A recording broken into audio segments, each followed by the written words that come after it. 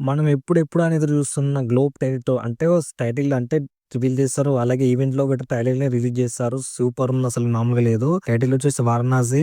అసలకి మన 'నందీశ్వర్' మీద వస్తుంటే అసలు సింహంలాగా ఉన్నాడు మన మహేష్ బాబు. అంటే మొత్తం విజువల్ వండర్ అసలకి సినిమాలో ఏం ఉండబోతుంది, ఎలా ఉండబోతుంది అని చెప్పేసి యానిమేషన్ రూపంలో మనకి చూపించారనమాట. ఒక 3 మినిట్స్ ఉంటది ఆ వీడియో.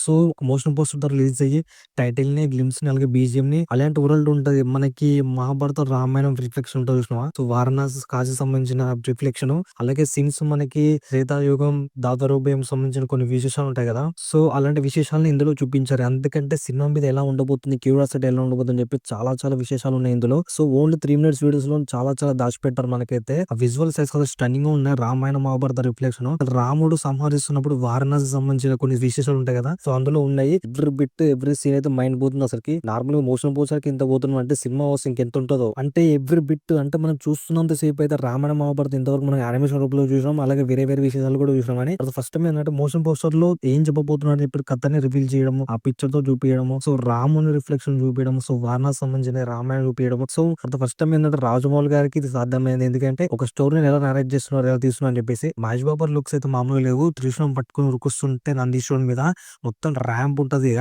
సినిమా రిలీజ్ అయ్యేది 2027లో అని చెప్పేసి మోషన్ పోస్టర్‌లో అంటే రిలీజ్ చేశారు. సో అలాగే రాజమౌళి టైటిల్ పడ్డది. అలాగే వారణాసి అని చెప్పేసి, గ్లోబ్ ట్రైటర్ అని చెప్పేసి మొత్తం పడిపోయింది టైటిల్ తోటి. సో ఈ సినిమాలో ఏందంటే ఇక మొత్తం నందీశ్వరుని మీద వస్తుంటే విశ్వరూపం తోటి మొత్తం ఇక మామూలుగా లేదు సీన్స్ అయితే. కొన్ని కొన్ని సీన్‌లు అయితే రియలిస్టిక్‌గా రియల్‌గా తీశారు. మామూలుగా లేదు అసలకి. పిచ్చి పడేసారు అసలు. నేను చెప్పడానికి నాకు మాటలు రావు. ఎందుకంటే అంత బాగుంది విజువలైజేషన్ అయినా సరే, సో షన్నింగ్ అయినా, ఆ వీఎఫ్ఎక్స్ అని చాలా బాగా నచ్చింది నాకైతే. ఎందుకంటే మోస్ట్ ఎక్సైట్‌మెంట్ ఉంది. ఎందుకంటే సినిమా వస్తే బాగుండు అనిపిస్తుంది. మోరల్ ఆఫ్ ద స్టోరీ ఏంటంటే ఇలాంటి సినిమాలని రాజమౌళి దగ్గర నుంచి ఎక్స్‌పెక్ట్ చేస్తున్నాను. మన ఇండియన్ సినిమా నుంచి రికమెండ్ చేస్తున్నాను. ఈ సినిమా రీజన్ వరకు చూడండి మస్తు ఉంటది. ర్యాంప్ ఉంటదిగా.